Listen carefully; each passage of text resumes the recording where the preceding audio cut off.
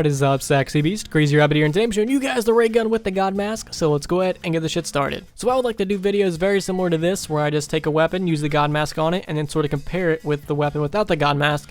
And I did not do this in this video because I forgot to use the ray gun first without the God Mask. In the future, I will definitely do that.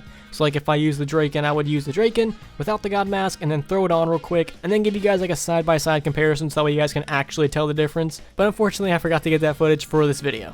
So in case you guys didn't know what the God Mask does, you can take one more hit from all enemies. Your sprint duration is going to be increased, so those are purple Juggernog and purple Stamina. You can do 50% more damage to all enemies, and you have 33% damage reduction from all enemies. So basically this mask allows you to survive for a lot longer and deal more damage and have a longer sprint duration. Now on paper this mask sounds really good, and I think it is really good. It shines in like the 20s through 30s, but of course the higher round you actually get to, the less effective this mask is actually going to be, just because you'll be on such a high round and the zombies will have so much health that it really won't make a difference what kind of weapon you're using unless it does infinite amount of damage. And I think round 50 might be the cutoff point with a lot of other weapons. Round 50 is its max. This is where I think the God Mask sort of stops working. Of course you're going to want to have it for like the one hit from all enemies and the damage reduction, but when it comes to the 50% more damage, I think this is where we draw the line on that, because right now you can see me using the ray gun in Horizon Drac, and this is of course without the God Mask, and the ray gun is just behaving like it normally does ever since World at War, Black Ops 1, Black Ops 2, and of course in Black Ops 3.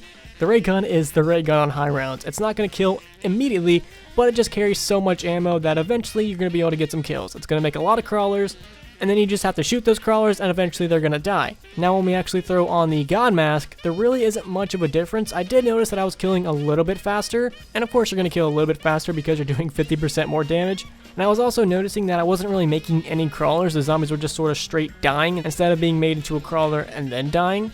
But other than that, there really wasn't much of a noticeable difference between the ray gun without the God Mask and the ray gun with the God Mask.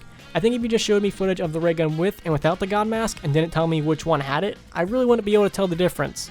So when it comes to the ray gun and the God Mask on round 50, I mean of course it's going to be worth it. You're going to get the one hit from all enemies, the sprint duration is going to be increased, and you're going to take 33% less damage. But if you just want the mask because of the 50% more damage, if you're going to be using the ray gun, it might not be worth it because in all honesty, you really can't tell the difference. So I'm very curious to know which weapon would you guys like to see next, and if you guys could, please leave a like and subscribe if you haven't already. Peace.